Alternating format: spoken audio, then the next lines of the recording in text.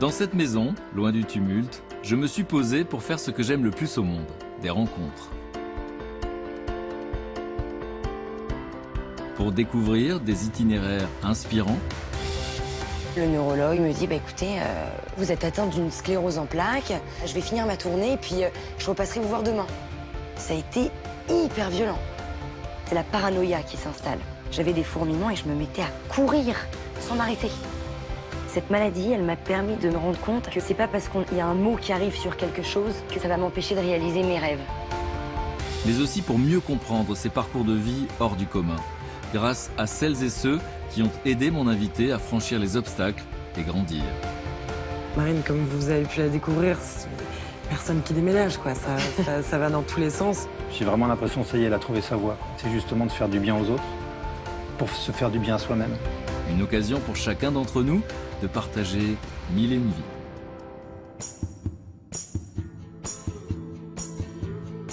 Mais à cet instant précis, j'ignore encore tout des émotions que je vais vivre ce jour-là. Je rencontrerai bientôt Marine. Cette jeune fille pétillante de 22 ans a appris brutalement qu'elle était atteinte d'une maladie qui effraie, la sclérose en plaques. À ce jour, aucun remède. Mais Marine, loin de s'effondrer, a décidé d'apprendre à vivre avec cet intrus. Pour cela, elle a fait un pari fou, celui de se lancer dans un voyage initiatique à la découverte des autres et surtout d'elle-même.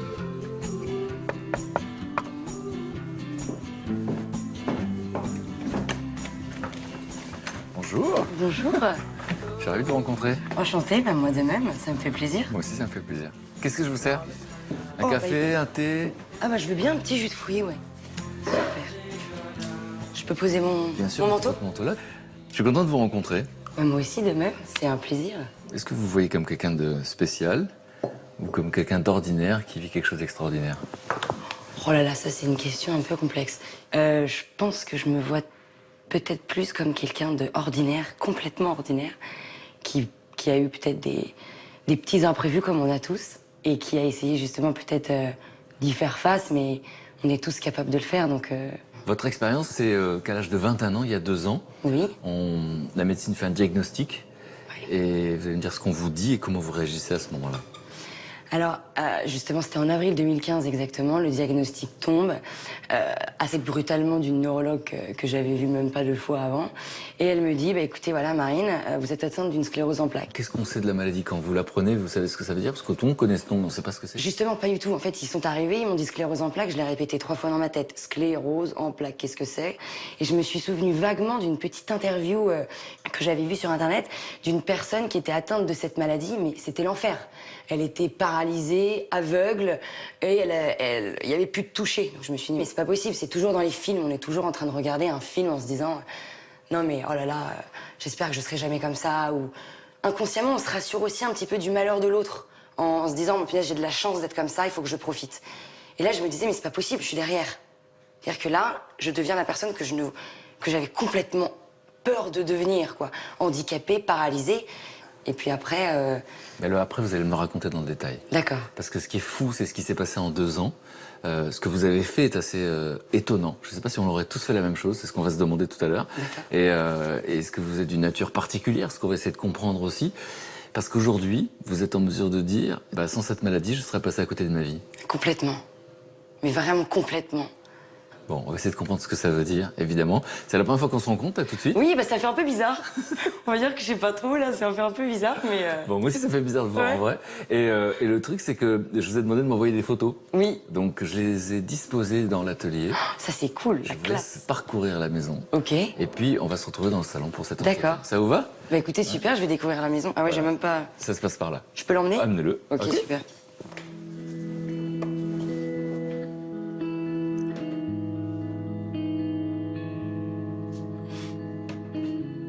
Strangers in the street, behold.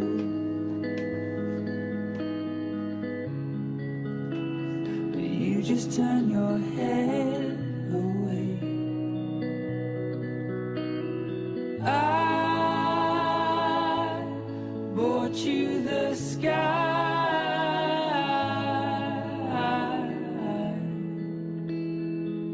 And the oceans too.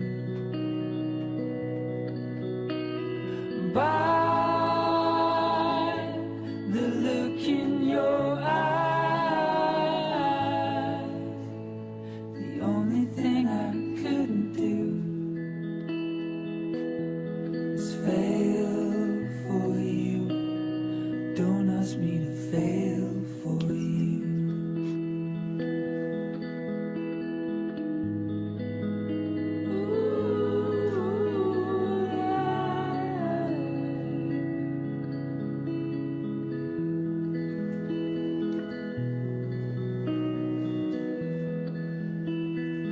like it's so weighed down with gold. Fail for you, fail for you, fail for you, fail. Moi, je crois que je suis jamais en fait rentrée dans un appartement que je ne connaissais pas, avec des photos aussi émouvantes pour moi en fait. Donc c'est vrai que ça retrace un peu beaucoup de périodes de ma vie, c'est un peu bizarre, mais je vois mon petit portrait là quand j'avais 5 ans. Qu'est-ce qui est émouvant? Ce qui est émouvant, c'est de voir l'évolution d'une vie. Moi, j'ai seulement 22 ans, donc ma vie est courte, j'ai encore plein de choses à découvrir.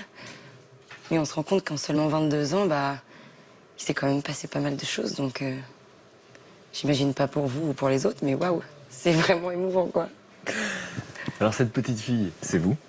Ah ouais, punaise, ouais. Si par magie, l'adulte que vous êtes aujourd'hui avait pu souffler quelque chose à l'oreille de cette petite fille, vous qui connaissez la suite de l'histoire, qu'est-ce que vous lui auriez dit? Je lui aurais juste dit, n'aie pas peur. N'aie pas peur et fais confiance. Quand on se fait confiance et qu'on n'a pas peur de se faire confiance, on fait des choses juste de dingue. Enfance classique, Marine naît en 1993 en banlieue parisienne et grandit entourée de sa petite sœur et de ses parents. Malheureusement, le couple divorce lorsque Marine a 5 ans. Passées les larmes, cette séparation favorise l'autonomie et la curiosité de la petite fille. C'est quoi votre place dans la famille? On va dire que j'étais une petite fille assez dynamique, je parlais beaucoup pour rien dire, ça n'a pas changé. Et puis j'étais une petite fille qui aimait énormément découvrir mes voisins, les gens dans le parc, la boulangère, tout le monde, j'aimais beaucoup parler.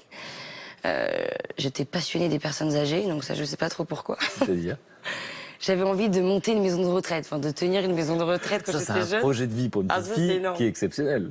C'est vrai que j'avais mon arrière-grand-père du côté de ma maman et mon arrière-grand-mère du côté de mon papa, que j'appréciais énormément et je passais un plaisir fou à être avec eux.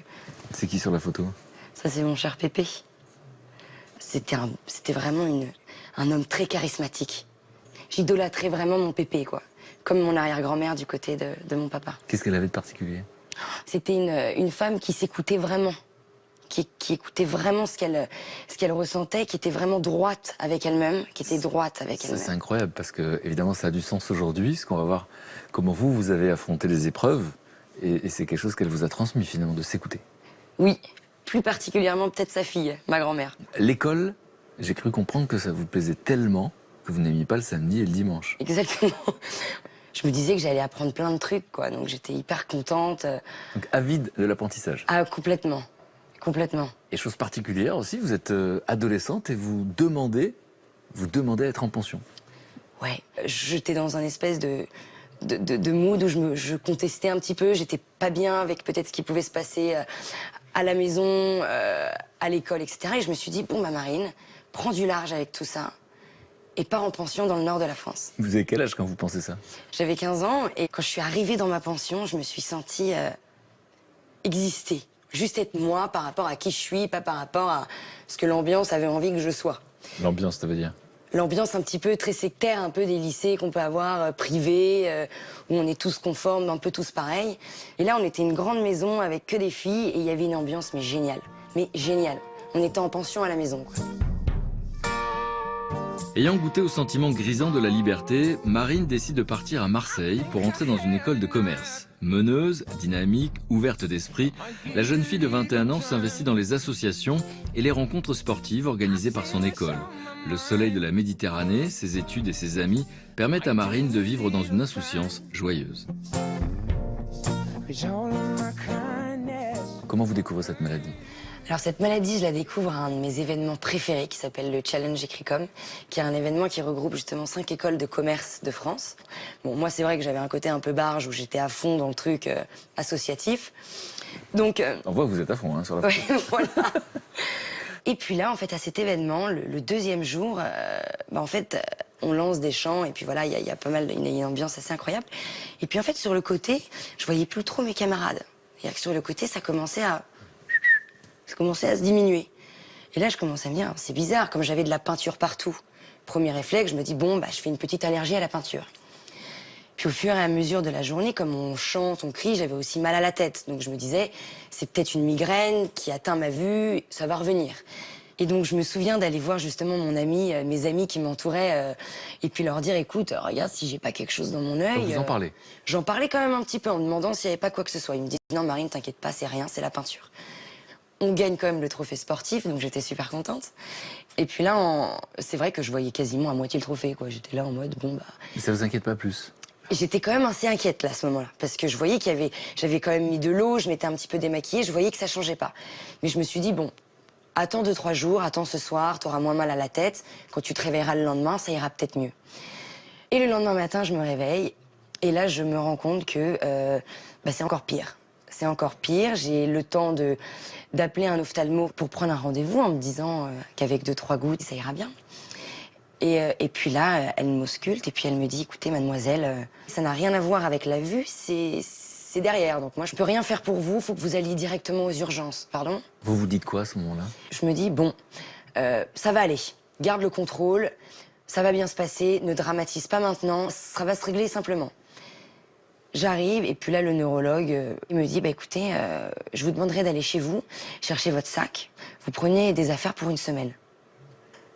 Alors là, je me dis, non mais attendez, moi j'arrivais pour une allergie, je me retrouve aux urgences avec un truc où je dois retourner chez moi pour prendre toutes mes affaires pour une semaine d'hospitalisation. Pourquoi? Pour qui? Comment, quoi? Et là, le premier réflexe que j'ai eu, c'est d'appeler mon copain. Où je l'ai appelé et là, c'est là où j'ai fondu, mais littéralement. En larmes? En larmes, complètement, en me disant, non mais attendez, qu'est-ce qui va m'arriver, Max? Qu'est-ce qui va se passer? Pourquoi je suis hospitalisée? J'ai raccroché tellement que je pleurais. Et donc, moi, je pars chez moi, faire ma valise, et je retourne à l'hôpital. Et qui y avait devant ma chambre d'hôtel? Maxime. Votre chambre d'hôtel? Ma chambre d'hôtel. C'est un beau lapsus. Ma chambre d'hôtel. Ma chambre d'hôpital, ouais, parce que mon hôtel, il était sympa, c'était 5 étoiles direct, quoi.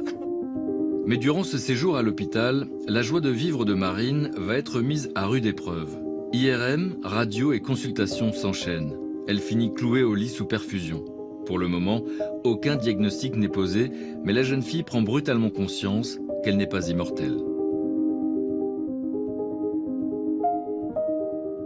Vous attendez les résultats pendant combien de jours et dans quel état d'esprit? Alors moi, là, à partir de tous ces IRM, je commençais vraiment à devenir folle. Un diagnostic à ce moment-là ou pas? Absolument pas de diagnostic. Mais on parle quand même d'un problème neurologique. Mais on ne sait pas d'où ça vient. Donc, ce qui dit problème neurologique dit cortisone. Et avec ces doses, à très haute dose de cortisone, j'avais des émotions énormes. De joie, d'euphorie, comme de tristesse énorme. Et pas de nouvelles du neurologue.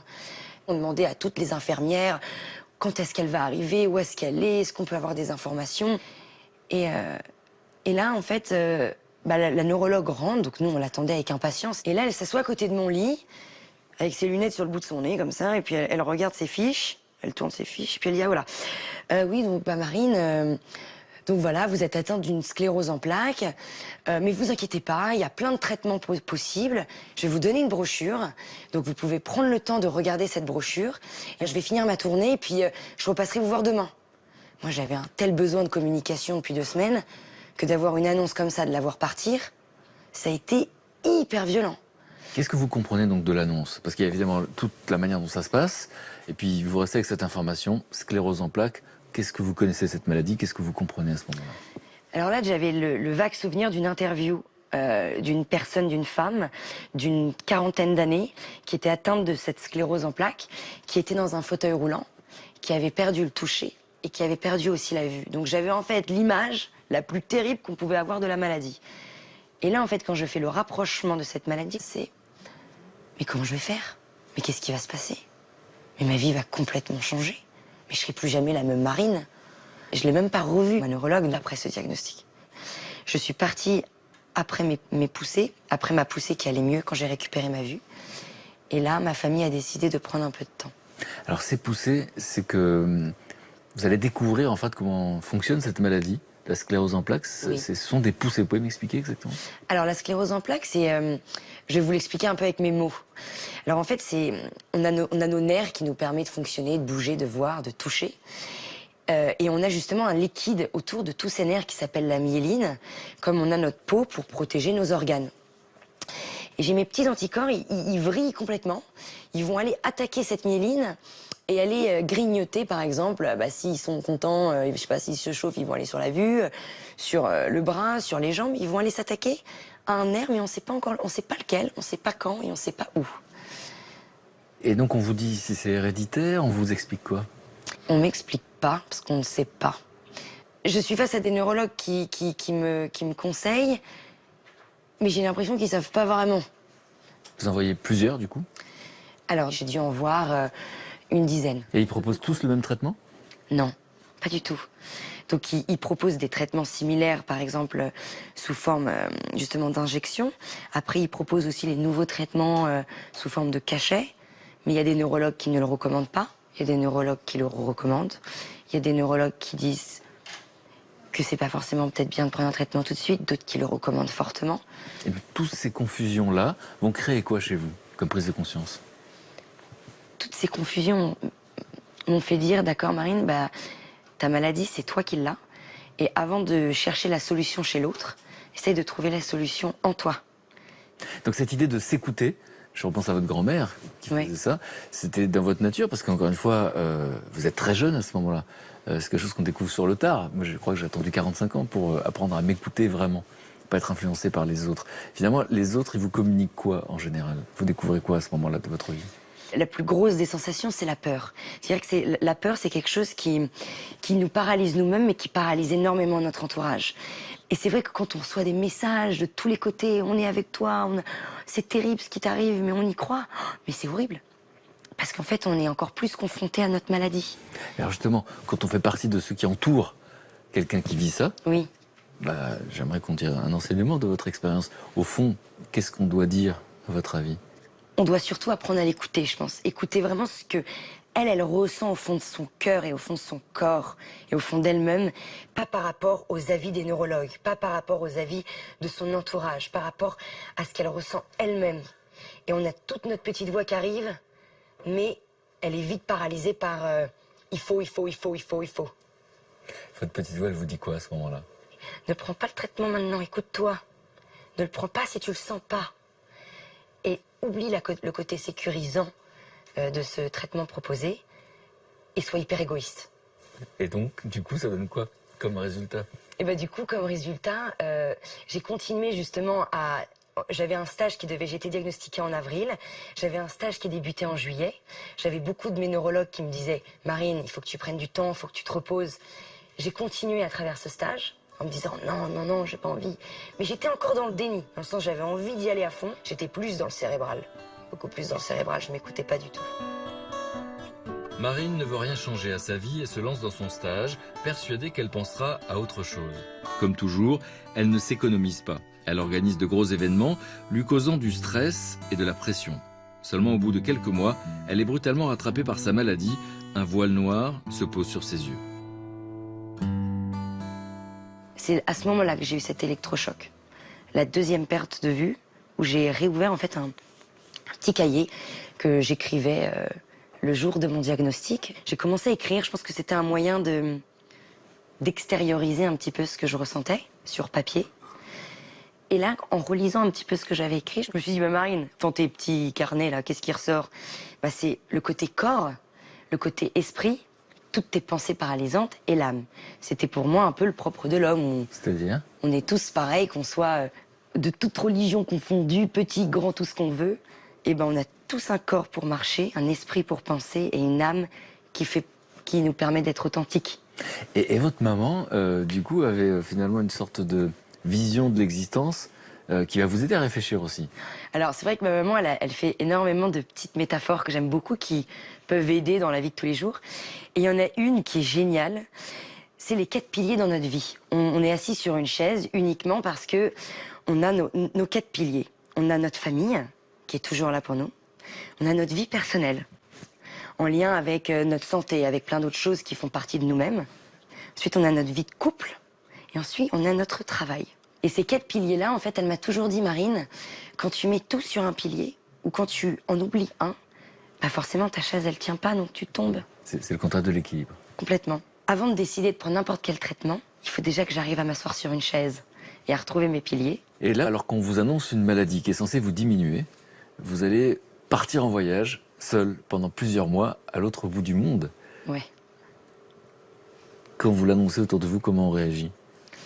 Alors, au début, quand j'ai annoncé ça à mes parents, bah écoutez, voilà, moi je veux partir justement à travers ces 3 pays pour... Alors, ces 3 pays, c'est-à-dire? C'était le corps pour la Nouvelle-Zélande, Donc seul sac à dos. seul en sac Vous à dos. l'aviez jamais fait? Mais jamais fait. Dans le sens où, moi, je suis une flippée, une stressée, loin d'être une aventurière. J'ai jamais planté de tente de ma vie, j'ai jamais fait de scout, de camping ou quoi que ce soit. Parfois, je m'endors chez moi, je regarde à tout moment s'il n'y a pas une petite araignée qui se glisse partout. Donc il y a des vraies peurs, des appréhensions, mais vous y allez. Donc 3 pays qui correspondent, qui ont du sens. Donc la Nouvelle-Zélande, c'est pour éprouver votre corps, la marche. Dénoué de tout intellectuel, uniquement faire des marches, uniquement me baser sur toutes les courbatures. Parce que ce que je n'ai pas dit, la deuxième phase, en fait, qui arrive après le diagnostic, c'est la paranoïa qui s'installe. Et la paranoïa dans cette maladie, elle est extrêmement présente. C'est-à-dire qu'on... C'est une maladie, en fait, qui commence avec des courbatures, des fourmillements. C'est-à-dire que moi, au début, j'avais des fourmillements et je me mettais à courir sans m'arrêter. Je me disais, j'ai pas envie de perdre mes jambes. Ça arrive, et j'arrivais plus à comprendre la différence entre mes poussées et juste mon corps qui me parlait, tout simplement. Et là, je m'étais dit, bon, bah, Marine, tu vas essayer d'avoir toutes les courbatures du petit doigt aux orteils en Nouvelle-Zélande, au niveau de ton corps, juste au niveau physique. Pour prendre conscience du corps. Pour prendre conscience du corps. Deuxième pays. Deuxième pays, c'était la Birmanie. Pour moi, la Birmanie avait un côté extrêmement pur.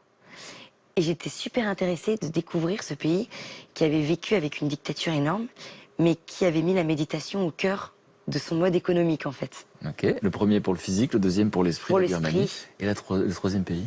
Le troisième pays pour l'âme, en Mongolie. Alors, pourquoi la Mongolie? Tout simplement parce que c'est une population qui suit encore les saisons et qui ne s'impose pas. Bah voilà, moi, je vais vivre ici et je vais faire hiver, printemps, été, automne, tout ce qu'on veut. C'est un pays qui est tellement en communion avec la nature, qui est tellement proche de la nature, qui pour moi, c'était le combo parfait entre l'esprit et le corps. Donc c'était la manière parfaite de finir mon voyage. Ça, c'était le projet. Sur le plan intellectuel, c'est juste magnifique. Et puis, il faut partir. Ah ouais, ça c'est autre chose. Parce que c'est bien de dire ça, ouais, je vais aller là-bas et tout et tout. Vous lui avez donné un nom à ce projet, en plus. Je l'ai appelé CEPER Héros, comme sclérose en plaques, S-E-P-E-R, plus loin héros. Donc, non pas les super-héros, mais les super-héros. CEPER Héros, Ok, voilà. Ça avait du sens pour vous. Marine ne veut plus rêver sa vie, mais rendre son rêve bien réel. Elle décide donc d'appeler à l'aide et lance une cagnotte sur Internet pour financer son ambitieux projet. En quelques semaines, grâce à la générosité de ses proches, elle récolte plus de 13 000 €. Le 27 janvier 2016, Marine embrasse son petit ami, Max, et s'envole pour la Nouvelle-Zélande. Son rêve est au bout du voyage. Mais on prône les sociétés, individualisme, nombriliste, tout ce qu'on veut un peu là. Mais je trouvais qu'il y avait une alchimie autour de ce projet qui était un amour qui était énorme. Et c'était... Waouh! Donc au début, j'étais hyper impressionnée, puis après, ça m'a dit, ah, t'as plus le choix là. Tu peux pas faire Donc demi-tour. on va regarder un tout petit extrait. C'est le premier jour du voyage. Ok. Allez là! Allez là! Je cache pas que c'est super dur. C'est super dur. Là, je galère. Et vraiment là.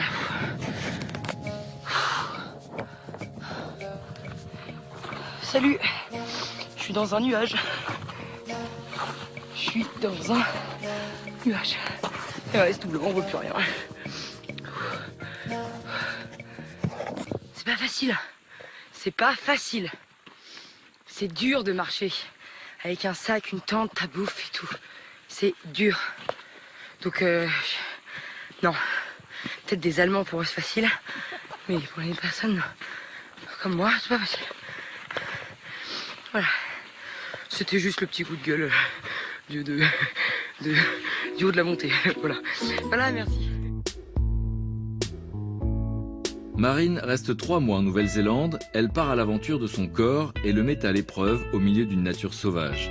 Elle parcourt alors 6696 km, seule, sac sur le dos.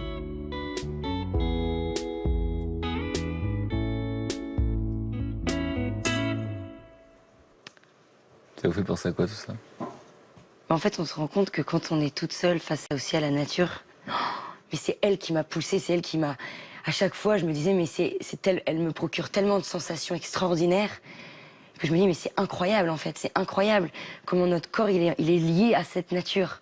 Et quand on est proche de ça, mais la vache, ce que ça fait, quoi. C'est quelque chose d'immense, émotionnellement parlant. Et c'est vrai que voilà, la Nouvelle-Zélande, j'ai décidé de le faire en stop. Donc c'était pour moi la manière la plus adéquate pour gérer mon stress.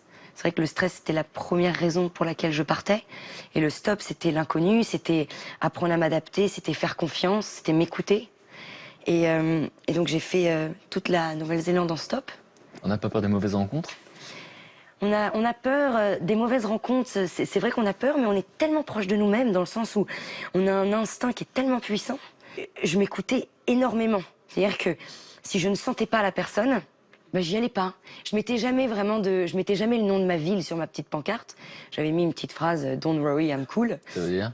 Ça veut dire « T'inquiète pas, tout roule, y a pas de souci ». Ça, c'est ce qu'on met pour dire aux automobilistes, je suis cool, Je suis vous cool, arrêter. allez, venez me prendre. Mais le fait de ne pas dire où on va, pourquoi? Parce que ça permet de dire... C'est hyper important, parce que ça permet de dire non. Si on ne sent pas la personne... je vais pas dans le bon sens. Ah bah je vais pas dans le bon sens, ou ah bah si vous allez là, bah écoutez, c'est pas mon chemin, comme ça on ne vexe pas la personne, nous on se sent pas vexé et on se sent libre. Super astuce, ça. On fait des belles rencontres, Oui, et notamment il y a, je pense à cet homme dont vous ne savez pas, au moment où vous êtes en voiture avec lui, qui porte la même maladie que vous. Ça a été une rencontre qui a été extrêmement puissante. Ça faisait longtemps que j'attendais sur la route. Enfin, sur la route, ça faisait bien 2 heures que j'attendais. 2 heures, vous attendez qu'on vous prenne en stop. Avec mon petit pouce, là, je commençais vraiment à lui faire la gueule. Et là, une voiture s'arrête, un espèce de gros 4x4. Et puis, on commence à partir, on parle. Et puis, au fur et à mesure de la conversation, je me rends compte que toute sa voiture est automatisée. Donc, je lui dis, ah bah là, qu'est-ce qui t'est arrivé? Qu'est-ce qui se passe? Et puis là, il me dit, bah tu sais, j'ai une sclérose en plaques, mais je continue à travailler dans ma ferme. Ça n'a pas été facile, mais ça va. Et là, je savais pas quoi lui dire, j'avais juste qu'une seule envie, c'était de lui faire un check. Et on a la même. Et donc, en fait, c'est vraiment la réaction que j'ai eue. C'est j'étais assis à côté de lui, il m'a dit, j'ai une sclérose. J'étais là, non mais moi aussi, c'est pareil. Et puis après, quand il m'a déposé, l'image qui est restée gravée dans ma tête, c'est que je suis sortie. Je n'avais pas fait attention au début. Mais j'ai récupéré mon sac à dos dans le coffre. Et là, il y avait son fauteuil roulant et mon gros sac à dos. Et là, c'était... Chose extraordinaire aussi, c'est que vous avez eu une idée. Je ne sais pas s'il y a beaucoup de gens qui ont eu cette idée dans leur vie. C'est que vous avez eu l'idée de rebaptiser cette maladie. Exactement. Et ça, c'est pas rien. Alors oui, comment elle s'appelle votre maladie maintenant? Je l'ai appelée Rose.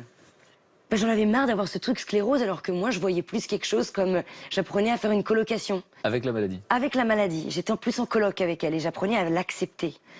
Et c'est vrai que quand on l'accepte, on vit un peu mieux avec. Et là, c'était parti avec Rosie. Et en quoi c'est une bonne idée? Vous vous êtes rendu compte des conséquences? Complètement. Déjà, de mettre quelque chose de beau sur quelque chose qui paraît horrible, c'est tellement plus agréable. Et que moi, j'apprenais à l'arroser avec ma transpiration en marchant. J'apprenais à la désherber. On a tous des mauvaises herbes à enlever dans notre cœur, dans notre corps, dans quelque chose. De me dire, allez, j'enlève tout ce qu'il y a autour pour m'aider à faire que cette rose, elle grandisse. Même si elle a des épines, la finalité, c'est quelque chose de joli. Cette fleur accompagnera Marine tout au long de son voyage. Elle symbolise non seulement sa maladie, mais aussi un combat mené par 100 000 personnes atteintes de la sclérose en plaques en France. Ils sont enfermés dans leur corps douloureux et ne peuvent pas faire ce que Marine a entrepris. Là-haut, là-haut, j'ai jeté toutes les roses de la planète. Donc c'est cool, maintenant elles sont dans le cratère. Elles sont toutes dans le cratère. Donc c'était juste pour vous dire, les filles, et les mecs aussi, là il y a toutes nos roses, elles sont toutes en train de bouillir. Donc c'est parfait. Elles sont en train de bouillir et je pense qu'on va faire une petite compote de roses bientôt là. Donc voilà. Donc là je vais en balancer quelques-unes dans le prochain cratère que je vais trouver sur mon chemin. La rose traverse l'océan Indien, direction la Birmanie, où après son corps, Marine part à la conquête de son esprit en allant à la rencontre d'une culture ancestrale au cœur d'un monastère bouddhiste.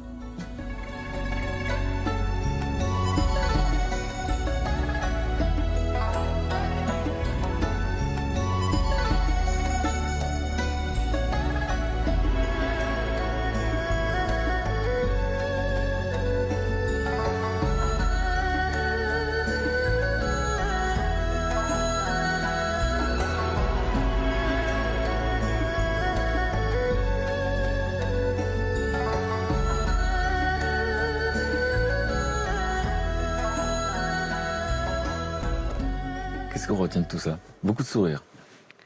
Là, je ressens beaucoup d'émotions, là. Je ressens beaucoup d'émotions. Après, je me dis que ça va être une phrase tellement bateau, mais je me dis que l'humain est tellement beau, en fait. Et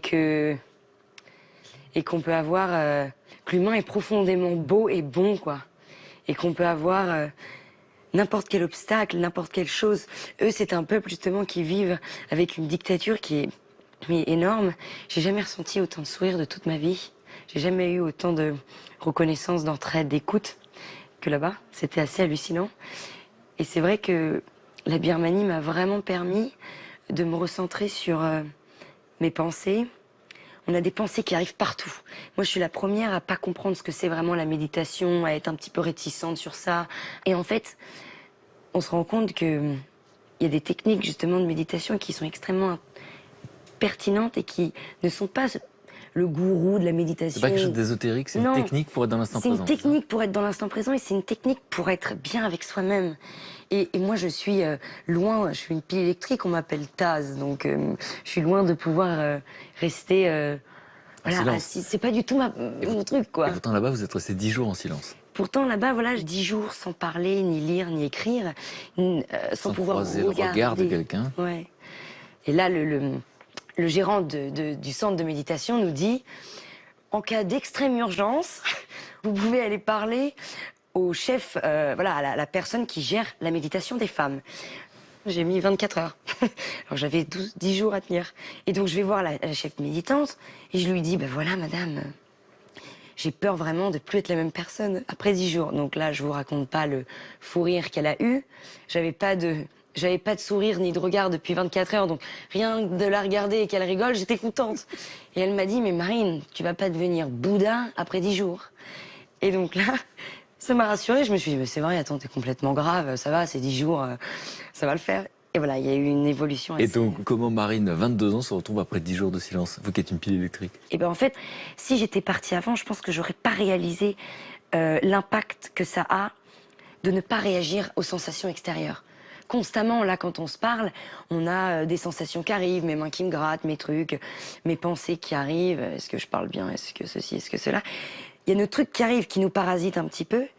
Et en fait, c'est juste une technique qui nous permet de les laisser passer. De les laisser passer et de pas actionner. On actionne toujours tout, nous. Dès qu'il se passe un truc, paf, on actionne. Dès qu'on nous dit un truc, on réagit. On est tout le temps dans un truc où on réagit à tout. Ben là, on lâche prise. Et on réagit plus, et ça fait du bien. Et puis ce troisième pays, la Mongolie, donc après le corps, après l'esprit, là vous décidez d'aller explorer votre âme. Oui. En Mongolie. Quelques images, et vous me dites finalement ce que ça a changé. C'est quoi, je suis au ciné un peu là. C'est en Mongolie que le voyage de Marine s'achève. Aux confins des steppes et à dos de cheval, elle rencontre la tribu des Tsatanes. À leur côté, elle s'ouvre aux autres et à la terre. L'essentiel de la vie coule alors dans ses veines.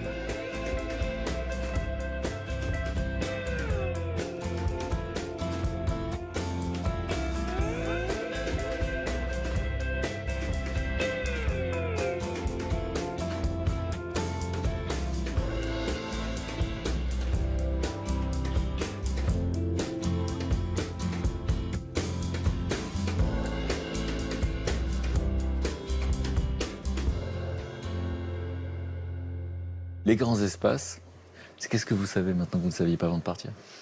Alors, la Mongolie, c'est vrai que c'était vraiment pour la finalité, justement, des deux premiers.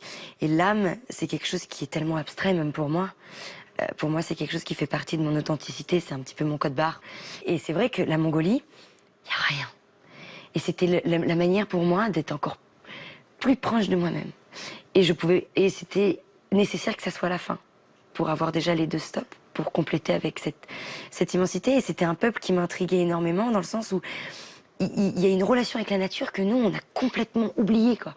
Il n'y a pas vraiment, il n'y a pas de tout ce côté communication mielleuse, ce truc de, allez, t'arrives, tu prends ton lait d'Airac, si t'es pas content, tu vas te coucher, et puis c'est comme ça, quoi.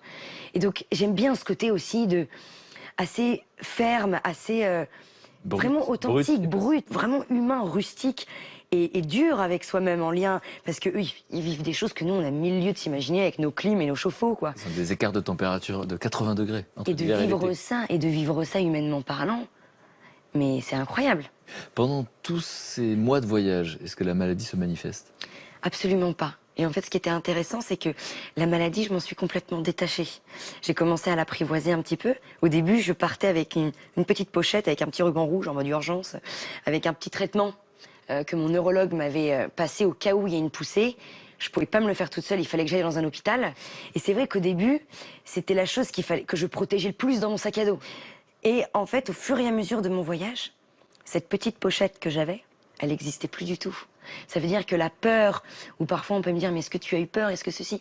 La peur, elle était plus du tout là. Elle était partie. Donc je sais pas trop comment c'est possible, mais... C'est ça la question. C'est Elle que vous n'était l'avez plus là. fait. Parce que vous avez dit tout à l'heure quand on s'est rencontrés, cette phrase incroyable. Au fond, s'il n'y avait pas eu la maladie, je serais passé à côté de ma vie. Qu'est-ce que ça veut dire cette phrase?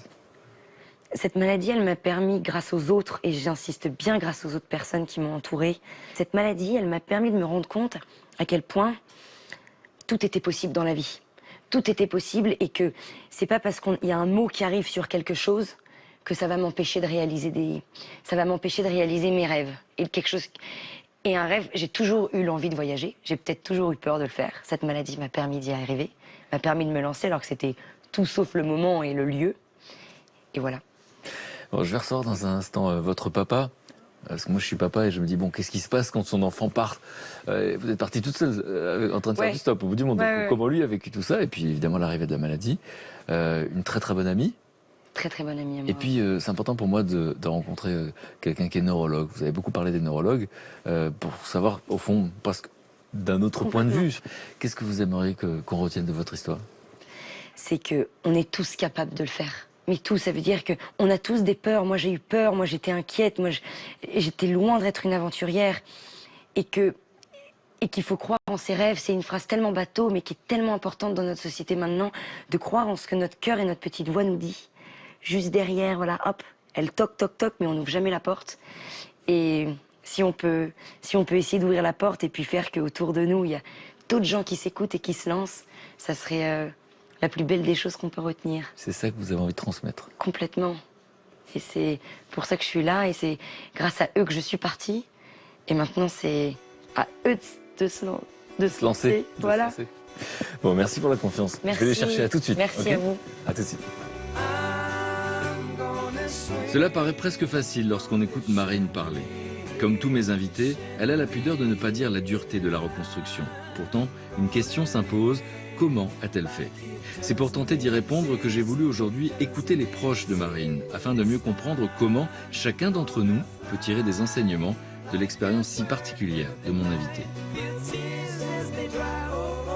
Ça donne une belle leçon de vie, pas s'arrêter à des angoisses qu'on peut avoir et foncer, quoi, vivre tout simplement. À partir de l'annonce du diagnostic, c'est vrai qu'il y a un cheminement, se reconnecter à soi, à ses priorités de vie. Si à partir du moment où on connaît les règles du jeu, on les accepte, eh ben on va vivre le mal d'une façon complètement différente. À votre avis, dans quel état je suis après avoir entendu votre fille en tête à tête? Dans quel état? Je suis soufflé. Oui, ça je pense un petit qu'est-ce peu, qui- parce que moi aussi j'étais soufflé depuis pas mal de temps. D'avoir trouvé un nouveau chemin grâce à cette maladie, je dis bien grâce à cette maladie, c'est horrible de dire ça, mais que cette maladie justement était là, elle n'a pas été là par hasard, mais elle était là justement pour parfois peut-être rectifier un tir, parfois comprendre autre chose, et parfois justement entrevoir de nouveaux chemins. Donc cette école de la vie, moi j'ai été à son école et j'ai dit écoute Marine, merci parce que tu m'as beaucoup appris. C'est ça qui est fou. Donc voilà. C'est qu'à 22 ans, elle nous apprend des choses. Voilà, je me sens tout petit. Comme je lui ai dit, sincèrement, et je dis pas ça parce qu'elle est là et pour encore. Mais si, on peut. Là. Mais moi, j'aurais pas été capable de le faire, quoi. Bah oui, ce qui m'a soufflé, évidemment, c'est que d'abord beaucoup de charme et de charisme, d'accord, une présence incroyable, et puis que voilà, Marine fait tous les efforts du monde pour qu'on s'identifie à elle et nous rappeler qu'elle est tout à fait comme tout le monde, qu'elle est comme les autres, et qu'elle a aussi des peurs. Et moi, ce que j'ai retenu déjà, j'ai envie de dire comme enseignement, c'est qu'elle a tout fait dans sa vie pour ne pas se connecter aux peurs des autres. Je crois que c'est un peu ce qu'elle a compris, au fond. C'est que nos peurs nous conditionnent, et alors les propres peurs et les peurs des autres. C'est ça que j'ai compris Ah oui, jusqu'à complètement. aujourd'hui. Mais c'est humain d'avoir peur, en fait. Mais Alors, c'est très paralysant, en fait. Alors, comme vous rencontrez pour la première fois le docteur Bensa, Oui. que je vous résume quand même l'histoire de Marine. Donc, cette jeune fille a 22 ans et il y a à peine 1 an et demi, elle a été diagnostiquée. Elle a découvert qu'elle avait une maladie qui s'appelle la sclérose en plaques. Et voilà, on lui a donné un prospectus et le neurologue est parti. J'espère que vous ne faites pas comme ça, vous. Je suis sûre que non, je suis sûre que non. Et sinon, ce serait pas là. Et donc, voilà, donc on va parler de ça. Effectivement, l'annonce de la maladie, elle s'est retrouvée toute seule avec ses proches et elle a découvert voilà, plein de choses. Elle s'est effondrée, comme on peut l'imaginer. Et si je vous résume les choses, d'après ce que j'ai compris, finalement, il y a eu une sorte de marathon de neurologue. C'est-à-dire que je ne savais pas, elle a eu, avec sa famille, un réflexe très particulier, c'est de ne pas faire confiance à une seule personne. Je ne sais pas si vous le comprenez, ça. Si, ça c'est tout à fait légitime de Voilà. vouloir... Avoir plusieurs avis. Mais alors là, ça va très loin. Plusieurs avis, C'est qu'elle a... plusieurs sons de cloche, plusieurs... Voilà. Mais alors, ce qu'elle a découvert et qu'elle m'a appris, c'est qu'elle s'est rendue compte qu'il y avait autant d'avis que de médecins. Et qu'il y avait autant de traitements, il y avait plusieurs traitements possibles. Donc en fait, elle s'est rendue compte que les gens qu'elle avait en face d'elle, qui étaient des pontes et des neurologues, des gens très impressionnants, très intimidants, j'ai pas dit des mandarins, vous avez remarqué, je l'ai pensé très fort, et bien en fait, ils ne connaissaient que 20% de notre cerveau. C'est assez fascinant, vous allez comprendre, parce qu'elle a pris une décision, on verra comment les parents vivent ça. Elle décide, à peine 20 ans, de partir autour du monde, faire un voyage toute seule, sac à dos. Et donc, elle va découvrir beaucoup de choses. Et donc voilà, et aujourd'hui, elle nous dit finalement que rien n'est impossible. Et elle parle beaucoup de ses peurs face à la maladie, etc. Et donc, ce que je voudrais comprendre, c'est que vous nous apporterez évidemment des éclairages quand vous le souhaitez sur cette maladie, ce que vous savez, vous, de cette maladie aujourd'hui, de cette manière qu'on peut avoir de réagir, encore une fois, ou de la traiter. Vous allez me dire comment ça se traite, qu'est-ce qu'on sait. On va en parler dans un instant. Et encore une fois, et puis Johanna, vous connaissez bien. Et donc, vous avez vécu tous ces épisodes. L'annonce de la maladie. On était en colocation ensemble, oui. Au moment où Marine a appris le diagnostic, c'était un moment très douloureux, parce que Marine, comme vous avez pu la découvrir, c'est une personne qui déménage, quoi. Ça va dans tous les sens. Mais elle a su mettre un pied devant l'autre et puis se battre. Et puis c'est à l'image de ce qu'elle est, quoi. On fonce. Ok, donc on va parler de tout ça. D'abord le papa, c'est-à-dire que vous, quand vous entendez le diagnostic, vous n'êtes pas ensemble à ce moment-là. Absolument. Vous êtes où? Je suis chez moi, ça je m'en souviendrai, j'étais dans mon canapé. Je me suis enfoncé de 10 cm au moins quand j'ai appris le diagnostic. Mais après, c'est ça qui est absolument magique et assez incroyable, c'est que tout de suite, vous avez le réflexe de père, c'est-à-dire ce fameux lien invisible qui lie le parent à l'enfant, qui fait que, waouh, vous dites, attendez, c'est pas moi qui suis malade, c'est elle, donc maintenant il va falloir être fort pour deux. T'es pas l'encombrer avec la tristesse, c'est ça que vous voulez dire? Surtout pas. J'ai pu pleurer tout seul comme un grand, voilà, pleurnicher, et puis après me dire, maintenant on va se ressaisir vite, parce que il faut sauver le soldat, quoi. Il faut sauver le petit soldat qui a été cerné par une maladie dont on ignore pas mal de choses. Donc j'ai tout de suite appelé la maman en disant, écoute, j'arrive tout de suite. Et puis voilà, et puis j'ai eu aussi un petit moment de... Et ça a été aussi un peu douloureux pour moi parce que la culpabilité est arrivée. C'est une maladie neurologique. Et quand c'est une maladie neurologique, je me suis dit, est-ce que le climat familial, on a eu un climat familial qui n'a pas été forcément très serein pendant des années avec un divorce qui a été compliqué. Et je me suis dit, est-ce que c'est pas ça? Est-ce que je suis pas co-responsable de cette maladie? Alors je pose la question du coup au médecin. C'est pas évident. Docteur Bensa, est-ce que, de ce qu'on sait aujourd'hui de la maladie, effectivement, on s'embrouille un peu, parce que finalement, on ne connaît pas de là où on est, sur les raisons de cette maladie. Alors, c'est héréditaire, c'est psychologique, c'est une maladie dont on commence à connaître un peu les raisons, qui est multifactorielle, avec notamment, on en parlait tout à l'heure, des facteurs d'environnement, l'ensoleillement, la vitamine D. Vous voulez dire quoi? Que si jamais on vit dans un endroit qui est moins ensoleillé, il y a des risques différents? On a plus de risques d'avoir une sclérose en plaques. C'est avéré aujourd'hui? Oui, ça c'est avéré. Ouais. Il y a des facteurs génétiques, mais ce n'est pas une maladie héréditaire. Il y a une conjonction de nombreux gènes qui créent une certaine prédisposition, mais qui n'est pas transmissible comme une maladie héréditaire. L'obésité, l'excès de sel, le tabac peuvent être des facteurs... Mais en ce qui la concerne, donc obésité, tabac, ça va. Je crois que je suis en 38 là, ça. C'est pas encore le truc. Et l'effet stress pour le coup. Voilà, et l'effet stress. Il y a beaucoup de patients qui sont convaincus que le stress a joué un rôle à déclencher les choses. C'est difficile scientifiquement de mesurer le stress. Il y a des études qui montrent des résultats dans les deux sens. Et alors, ce qu'on retient aussi dans le récit et dans l'expérience de Marine, c'est une personne, un neurologue qui va l'annoncer, et donc ça va choquer parce qu'évidemment, c'était pas de ça dont vous aviez besoin à ce moment-là. Je m'attendais pas du tout à ça. Vous, en tant que médecin, ma question, elle est vraiment antérieure à ce que vous êtes vous. Vous êtes formé pour annoncer ce genre de choses. C'est une préoccupation de la médecine ou pas du tout, pas encore? C'est récent. Je ne l'ai pas appris pendant les études. C'est vrai? Appris finalement sur le terrain. Alors, mais maintenant, oui, les gens se sont penchés là-dessus et je pense certainement que dans les facs, ça se passe plus comme à l'époque. C'est pour la génération d'après, j'ai compris. C'est ça. On est une génération sacrifiée là-dessus. Ok, c'est un constat, c'est clair. Donc, si on continue, et Johanna, donc vous êtes, vous avez le même âge, et vous êtes où au moment où le diagnostic tombe? Vous la prenez par téléphone? Alors, quand Marine a été hospitalisée, donc on habitait ensemble, elle est rentrée à l'hôpital seule. Moi, je sais que je venais de voir tous les jours. Et quand je l'ai appris, j'arrive à l'hôpital, je découvre sa maman dans le couloir et qui m'apprend le diagnostic. Et là, on a le temps de elle s'effondre dans mes bras. Donc là, on a le temps de... Et là, quand tu parlais tout à l'heure, Pierre, d'avoir le temps de prendre sur soi et de prendre ses armes et voilà, de rester stoïque, là, c'était l'affaire de... Allez, 10 minutes, et puis après, on rentre dans la chambre de Marine, et puis... Il faut tenir, quoi. Ouais, faut tenir, parce qu'en face de soi, on a Marine dans un état de tristesse. Énorme. Et là, faut être fort, quoi.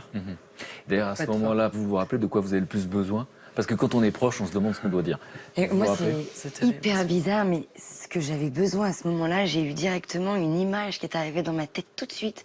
J'avais envie d'aller courir sur une plage. Je me disais, je veux aller courir sur une plage. Je voulais sortir, m'enlever les perfusions. J'avais mon diagnostic, j'avais mon tampon, quoi. J'avais l'impression qu'on m'avait tamponné. Maintenant, j'avais plus rien à faire avec mes perfusions ici. C'était fini. Ma poussée était partie. Là, j'avais qu'une seule envie, c'était finir les papiers de l'hôtel. L'hôtel, j'allais dire. Et ça fait 2 fois. Ça fait 2 fois. J'étais à l'hôtel, 5 étoiles. C'était super, petit plateau, au calme. Marine, c'est la 2e fois ce lapsus. C'est la 2e fois, mais pourquoi? Le même lapsus. Ouais, je sais pas. Pour me remettre à une perfusion aussi.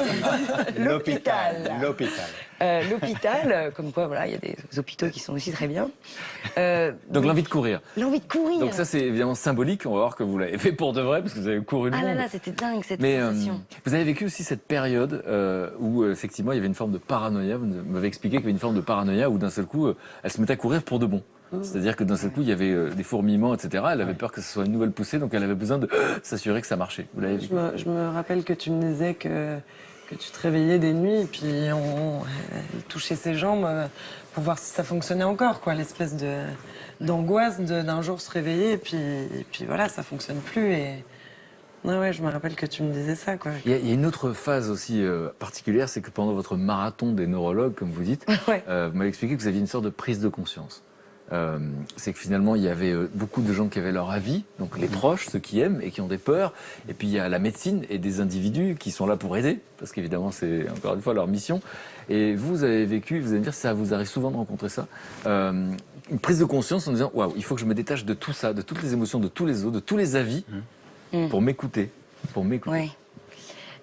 En fait, je pense que j'avais vraiment peur à ce moment-là. J'avais pas de réponse auprès des neurologues et j'attendais un peu de vie, de choses, d'autres choses que des traitements qu'on me proposait partout. Et c'est vrai qu'à ce moment-là, les traitements pour moi c'était pas possible pour le moment. Je m'étais dit mais la concernée c'est moi. Là, je suis en train de chercher des avis partout. Je suis en train de demander des trucs. Je suis même partie en Belgique voir quelqu'un, magnétisme et tout. Enfin, j'ai essayé de faire un peu tous les trucs à droite à gauche parce que j'étais complètement paumée. Et j'étais plus dans la fuite de la maladie. Et après, quand j'ai réalisé, au bout d'un moment, je me suis dit, mais Marine, la maladie, déjà, c'est toi qui l'as, c'est pas les autres. Commence par t'écouter. Et quand tu t'écouteras bien et que tu suivras un peu où tu veux aller, ben là, tu te diras, bah nickel. J'opte pour la petite picouse du lundi ou du mercredi, ou pour ce traitement ou pour l'autre, mais au moins, je serai en adéquation avec ce qu'on me propose. Quelle est votre réaction face à quelqu'un qui dit moi pour l'instant j'ai besoin de m'écouter, j'ai besoin de voir le monde, on va en parler dans un instant, mais quelle est votre position? Ça me paraît... Enfin, ça fait partie d'un chemin, c'est pas... Les traitements, ça apporte un bénéfice certain, c'est... Ça a prouvé que ça diminuait la fréquence des poussées, que ça retardait Bien sûr. Ouais, bien sûr. l'apparition du handicap. Mais à partir de l'annonce du diagnostic, c'est vrai qu'il y a un cheminement. Enfin non, je comprends tout à fait d'avoir besoin d'abord de se reconnecter à soi. réfléchir, se renseigner, se reconnecter à soi, à ses priorités de vie, à ses choix de vie. Et les traitements en feront partie. Alors, ce projet incroyable hors du commun, je crois que voilà, elle est partie autour du monde toute seule. Vous allez nous dire ce que vous en pensez, justement, vous qui connaissez les patients. Donc déjà, le papa, une jeune fille de 20 ans qui part faire du stop au bout du monde. Comment on réagit intérieurement et qu'est-ce qu'on lui dit? Parce que je crois que vous êtes interdit de l'empêcher, bien sûr. Elle est folle. Elle est dingue. Non, la première réaction, c'était...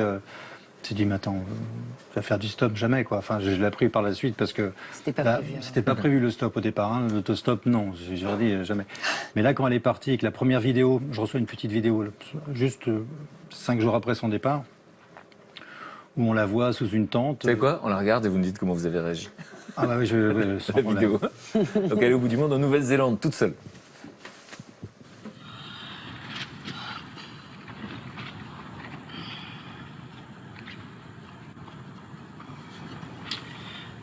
Je suis en train d'écrire et là j'ai mon petit bouquin. Mais j'ai vraiment un peu peur. Je sais pas si je l'ai bien planté.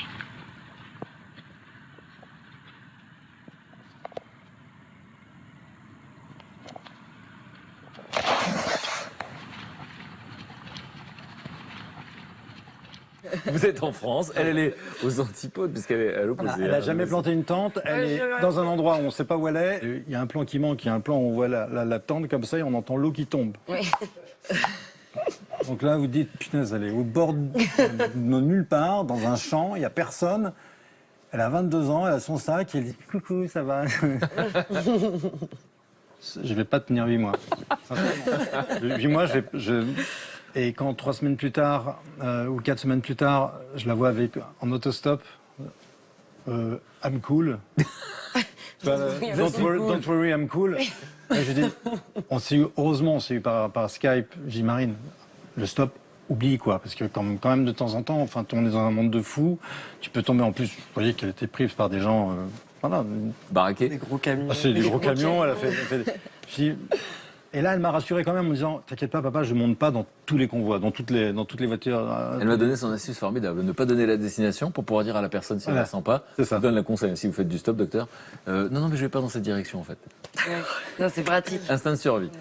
Donc, et puis c'est vrai que, bon, bah, de toute façon, moi, je suis obligé de suivre. Hein. C'est ça qui est merveilleux, c'est que vous lâchez prise partout.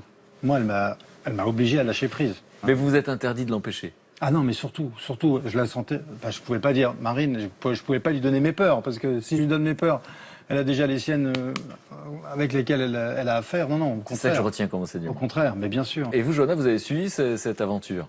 Ouais, donc, ouais, vous-même, vous l'avez jamais vécu, cette expérience-là. Non. Donc, voir votre meilleure amie être dans cette situation-là, vous ressentez quoi au fur et à mesure? Mais j'étais pas aussi angoissée que le papa ou la maman de Marine, parce que on connaît Marine, elle est débrouillarde, on savait très bien que à l'autre bout du monde, elle arriverait à faire tout ce qu'elle entreprend, donc moins angoissée. On a une petite discussion avec nos proches copines, donc à chaque fois on rigolait vraiment sur ces vidéos, parce qu'il y en a des un peu plus privées qu'elle nous a envoyées, qui sont très très drôles aussi, qui nous ont fait beaucoup rire. T'as remarqué, je vous demande pas de quoi il s'agit. Non. Mais vous pouvez le dire si vous avez envie. Je te trahirai pas. Je sais même plus, il y en avait tellement. Il y en a tellement, ouais. Donc votre réaction, c'est quoi finalement? C'est de voir ces émotions? On rit beaucoup et puis on passe des rires aux larmes, quoi. Avec toutes ces vidéos, avec les copines, on s'envoyait des messages. Bon, bah, on vient de pleurer pendant un quart d'heure. Par exemple, sur quoi? Sur l'interview, par exemple, qu'elle a faite avec une personne atteinte de sclérose en plaques. C'était fabuleux, quoi. C'est des choses qui arrivent sur son parcours. On en parlait tout à l'heure avec Pierre. C'est pas anodin, c'est pas le hasard, ce genre de choses.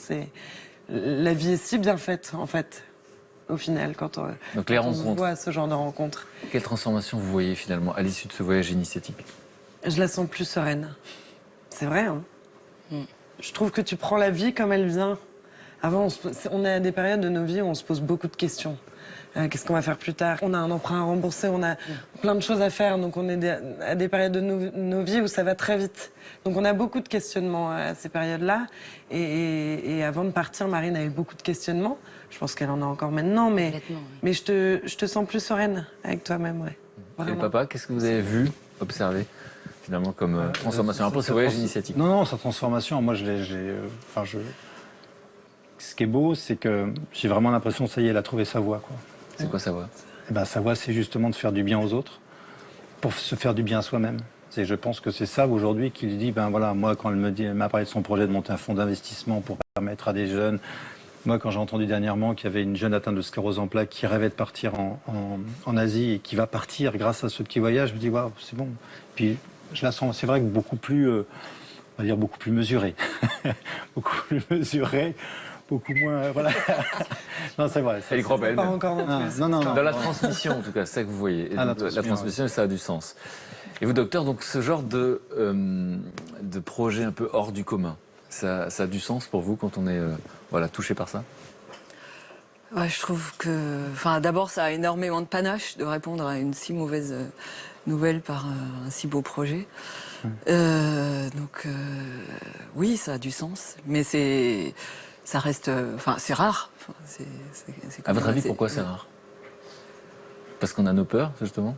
Parce que moi, c'est ça que je retiens de ce témoignage, au fond. C'est que votre histoire, elle marche pour tout le monde, elle marche pour tous Et ceux pour qui moi, sont confrontés. cette histoire, elle marche tellement pour tout le monde dans le sens où cette maladie, c'est une maladie qui met la peur au premier rang.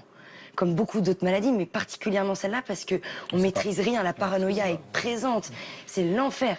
Et quand j'ai rencontré pas mal de personnes autour de moi qui étaient atteintes, ils font plus rien.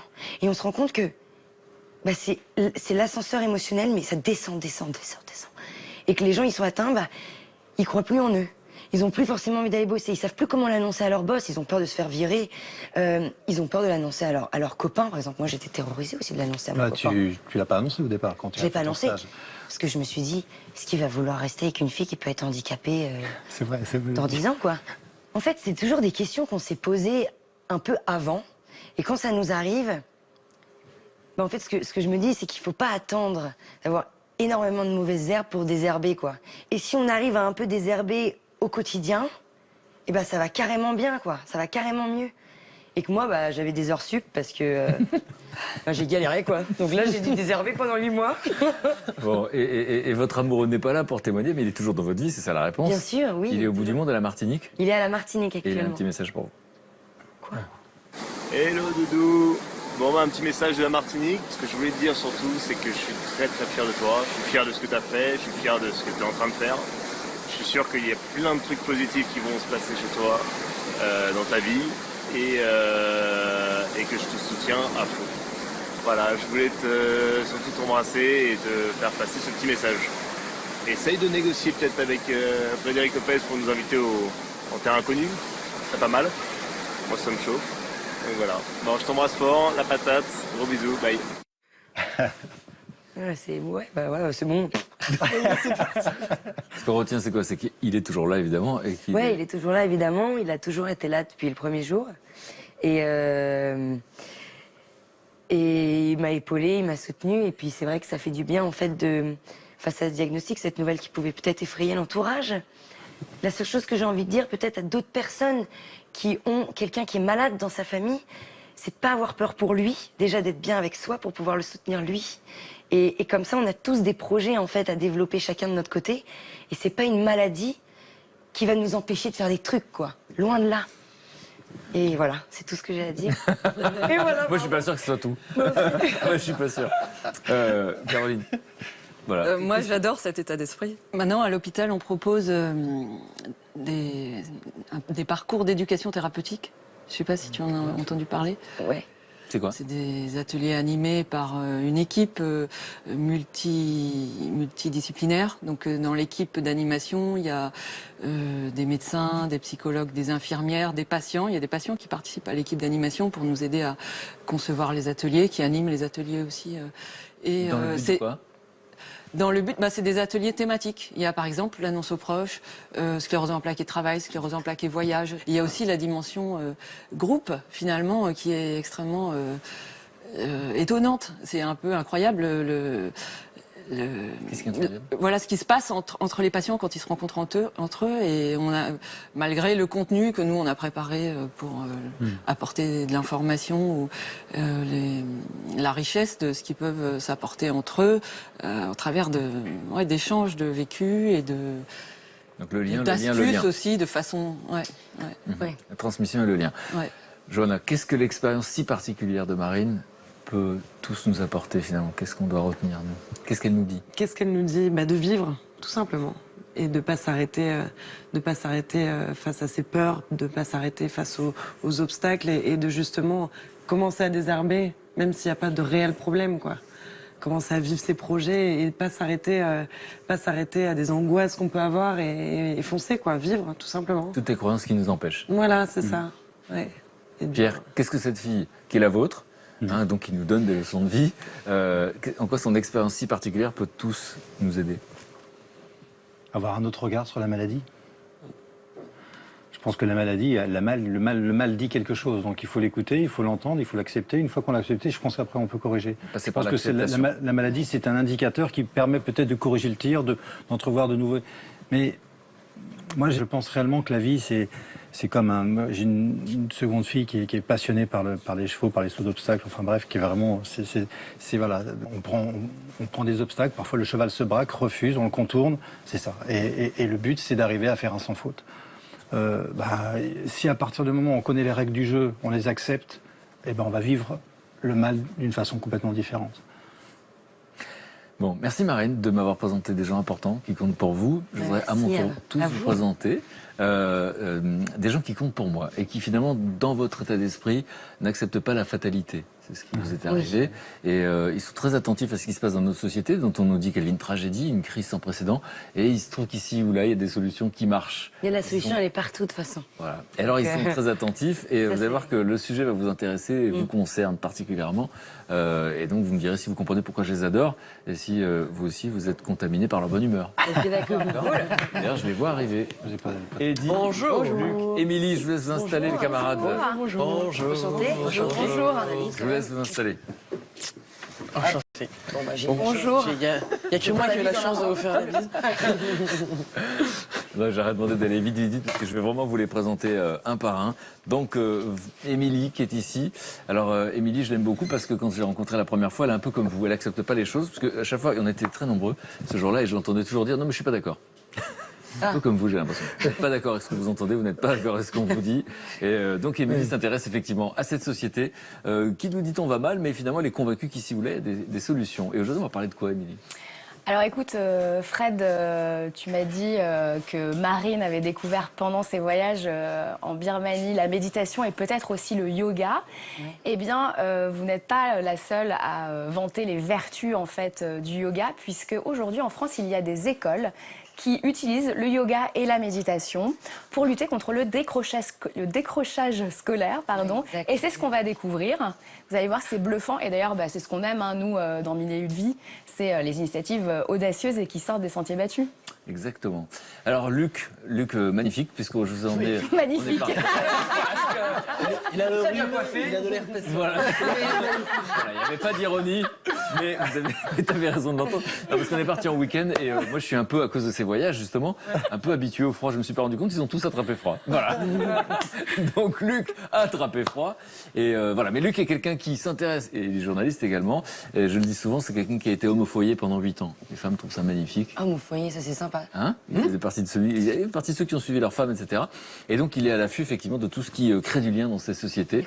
Et donc, Luc, raconte-moi un petit peu de quoi on va parler aujourd'hui. Eh bien, moi, je ne vais pas vous parler du yoga, je vais vous parler du nouveau yoga. Le nouveau yoga. C'est quoi le nouveau yoga? Le nouveau yoga, j'adore. C'est le tricot. Tu sais que tu parles devant une neurologue, donc ça va être très intéressant. On parle même de trichothérapie, d'accord? Okay. Toutes nos grands-mères nous ont appris, moi petit, ma grand-mère, mamie Suzon, m'avait appris à tricoter. Parce qu'ils nous ont parlé comme ça, on la connaissait. Une dédicace à mamie Roselyne. Ah oui. Et oui, vous savez qu'elle a une passion commune avec nous. Elle adore les personnes âgées. Les vieux, c'est l'avenir. Moi, je dis toujours. Non, mais je le pense en plus. Et donc, nos grands-mères tricotaient et continuent à tricoter. Et on parle aujourd'hui tellement que le tricot fait du bien, on parle de trichothérapie. C'est très sérieux, il y a de nombreux médecins qui se penchent là-dessus. On en parle tout à l'heure. Bon, génial. Et quant à Eddie, c'est le seul à qui vous avez fait la bise, hein, parce Oui, que les autres pardon. avaient pour consigne de s'asseoir Excuse-moi, très Eddie. vite. T'es arrivé, je t'ai sauté dessus. Voilà. C'est pas ça. J'ai l'habitude en général. Alors, vous avez le même âge. Eddie, quel âge tu as déjà? 22 ans. Voilà, vous avez le même âge tous les deux. Et donc, j'aime bien cette idée de rencontrer. Moi, j'ai 50 ans, et donc d'être avec des jeunes dont on nous dit que les jeunes, ils s'en foutent de tout, ils s'intéressent à rien. C'est tout, tu as pris l'accent. Voilà, mais il a accepté de venir régulièrement me parler de ce que les jeunes font dans cette société, finalement, pour que le monde aille mieux. Et on va parler de quoi aujourd'hui? Eh bien, justement, moi j'aime beaucoup dans Mille et une Vies parler des jeunes qui font des choses bien. J'aime aussi parler aussi de ceux qui font du bien aux autres et qui sont porteurs d'initiatives formidables et qui sont inspirants en fait. Et bon, là il y a un truc un peu moins cool, c'est qu'il y a pas longtemps j'ai appris qu'il y avait qu'en France, chaque année, on diagnostiquait un cancer à plus de 2000 enfants. Quand on m'a dit ça, ça m'a pourri ma journée. Ouais. Suite à ça, je me dis, mais c'est horrible déjà de base le cancer. Et pour un enfant, ça veut dire qu'en gros, il passe la quasi-totalité de sa vie dans un hôpital, quoi. Ce qu'il connaît, c'est les médicaments, c'est les traitements, etc., etc. Et ce qu'il y a, c'est que j'ai appris qu'il y a une femme, alors une femme moi, je ne vais pas tomber amoureux, mais presque, qui s'appelle Nathalie Di Meglio, qui en fait est une ancienne professeure d'SVT, donc sur la Terre, qui est devenue chercheuse en écologie marine. Donc je ne parle pas qu'à vous, hein. C'est-à-dire que c'est-à-dire qu'en fait elle prend un bateau, un voilier, elle part en mer et puis elle va étudier un petit peu les cétacés, etc., etc. Donc elle avait une envie, c'est de concilier ses recherches avec les vacances et l'éducation. Quel est le rapport? Eh bien, c'est-à-dire qu'en fait, avec le centre hospitalier universitaire de Montpellier, elle s'est mise en partenariat avec eux et en fait, avec les enfants qui ont le cancer, elle fait un séminaire d'1 semaine. C'est-à-dire qu'elle part 1 semaine en mer Méditerranée, elle part avec eux et ils découvrent un petit peu tout ce qui est en mer, les cétacés. En fait, ils participent à ces recherches. Ils découvrent un petit peu qu'il y a autre chose, quoi. Qu'il n'y a pas que des médicaments, qu'il n'y a pas qu'un traitement, qu'il n'y a pas que le cancer. Mais c'est exceptionnel parce que déjà le bonheur que ces enfants lui procurent à elle est énorme. Donc je pense que elle a tout compris dans le sens, elle se nourrit de leur sourire, c'est quelque chose d'exceptionnel. C'est gagnant-gagnant. C'est du gagnant-gagnant en fait. Donc elle a créé une association justement pour ce projet qui s'appelle Nouvel Horizon. Et justement, ça a été reconnu comme un soin support en fait, par le centre hospitalier. Oui, ça fait partie du protocole de soins en fait pour les enfants qui sont en corrélation, comme on disait avant, avec le traitement en fait. Pierre, vous ressentez quoi, vous qui avez été justement confronté à ça, pour le coup, de très très proche, et vous avez vu à quel point faire autre chose et porter son attention sur autre chose que ce qui pourrait être un peu mortifère finalement, c'est la vie. Mais bien sûr, c'est capital, quoi. Je pense qu'encore une fois, je reviens sur la maladie. La maladie, voilà, c'est juste une composante qui est là pour nous dire, change de trajectoire, quoi. Et il faut l'adopter. Moi, ce qui m'a beaucoup touché ça, je m'en souviendrai, parce que quand j'ai lu cette page et quand elle a identifié son mal en l'appelant Rosie, waouh. Moi, j'ai pris une claque, quoi, et j'ai trouvé ça hyper pertinent. C'est vrai que quand on fait un voyage et qu'on se dit que mon pote c'est une sclérose en plaques, c'est un peu moins glam. Puis c'est pas très agréable, quoi. C'est vrai. Mais alors que quand moi je l'ai rebaptisée Rosie, directement je trouvais que ma maladie était plus jolie. Et je pense que déjà changer la communication sur une chose qui est aussi laide, ou une maladie qui fait aussi peur, ça peut vraiment apporter un plus aux malades. Et... Ça c'est votre intuition? Oui. J'ai la même intuition, mais c'est vrai que je pose la question à un médecin. Chacun va avoir sa façon de lui trouver une place finalement. C'est vrai que j'ai une patiente par exemple qui me disait cette maladie, je refuse de l'accepter. Je ne peux pas l'accepter, mais par contre, je vais l'intégrer dans ma vie. Voilà, je l'intègre, j'en tiens compte. Mais le mot accepter, non, jamais. Elle entend autrement. Voilà. Bon, Eddie, est-ce que tu as dit tout ce que tu voulais dire ou est-ce que tu as la sensation? Mais non, mais en fait, c'est que le projet est formidable en soi, mais ça a un coût, forcément. Donc, c'est-à-dire que bon, il y a le conseil général qui l'aide un petit peu, il y a des financements privés. Et surtout, mais le problème, c'est qu'au début, ça coûtait 100 € pour la semaine aux familles. Et ce qu'il y a, c'est qu'elle s'est battue justement pour que ce soit moins coûteux, parce que les familles sont en difficulté. Voilà quoi. Et donc maintenant, ça coûte 50 € par famille. Et peut-être que d'ici quelques années, ce serait totalement gratuit pour les familles. Ça, ce serait magnifique. Remboursé par la sécurité sociale. Aller nager avec les dauphins, oui, effectivement, on peut penser que ça fait du bien. Merci camarade. Alors Émilie, Tu as parlé tout à l'heure de la méditation, effectivement, parce que cette jeune fille a fait cette expérience incroyable de se retrouver pendant 10 jours en silence, elle qui est bavarde. C'était un point commun qu'on a. Hein. Et donc, tu disais que le yoga, du coup, était pris au sérieux. Alors, tu sais, moi, Frédéric, pourquoi je suis ici chez Mille et une Vies, c'est pour mettre en avant les entrepreneurs qui rendent notre vie un peu meilleure. Et justement, donc j'ai rencontré une jeune femme épatante, elle s'appelle Axel Roucou.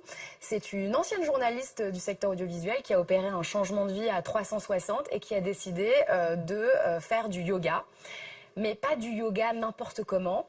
Elle, ce qu'elle veut, c'est démocratiser le yoga. C'est-à-dire que le yoga, ça soit pas le truc de la mannequin ou du bobo. Non, elle, ce qu'elle veut, c'est apporter le yoga dans des endroits insolites où on n'attend pas le yoga. Donc, dans des entreprises, dans des magasins, dans la rue et même dans des écoles.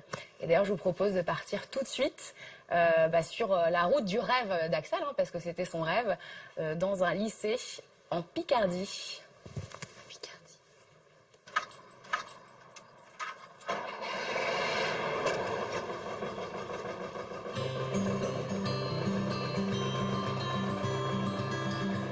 On vit tous des vies qui vont à 100 à l'heure, on prend pas le temps de se poser, pas le temps de respirer. L'idée d'abord en tant que prof de yoga, c'est qu'on puisse faire du yoga partout. Dans un parc, dans un lieu atypique et à l'école par exemple.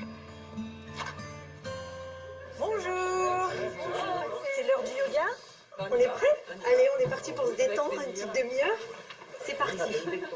Comme les enfants, les professeurs sont aussi un petit peu stressés.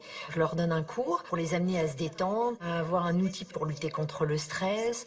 Vous avez fermé la parenthèse de ce qui s'est passé dans votre matinée. Et là, vous démarrez une nouvelle parenthèse, la petite demi-heure qu'on va passer ensemble. On va essayer de se détendre.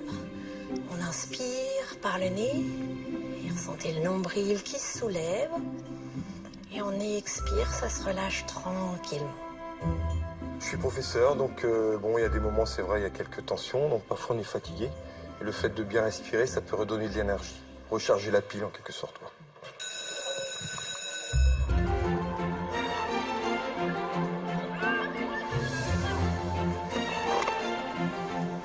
Bonjour.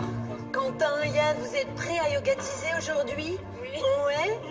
Ce qui arrive chez certains élèves, c'est plus difficile, ils ont moins confiance en eux, ils mettent plus de temps que certains à comprendre. Et là, pour une fois, avec le yoga, ils sont libres de bouger leur corps, d'essayer de faire quelque chose sans être jugés, sans forcément être notés. On inspire, on étire, on étire, on étire. On étire avec les bras, là, comme si l'intérieur de vos bras touchait les oreilles. On expire, on relâche. Ça fait du bien aux épaules, non? Parfait.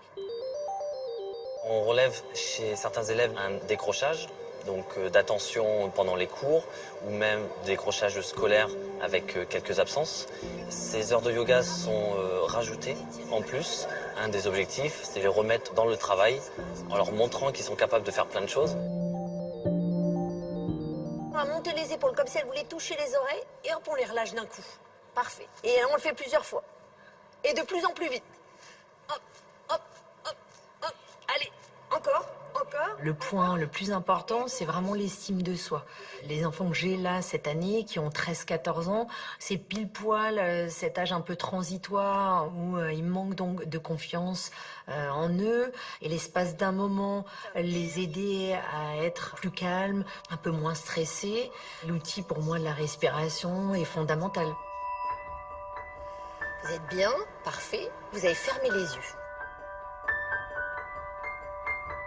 Je pense que vraiment j'aurais aimé connaître le yoga à l'école. À cette époque-là, à la préadolescence, j'étais plutôt introvertie, assez repliée sur moi-même. Et je pense que le yoga m'aurait fait énormément du bien et m'aurait peut-être permis de gagner sur l'ouverture sur les autres et sur l'ouverture sur moi en l'occurrence.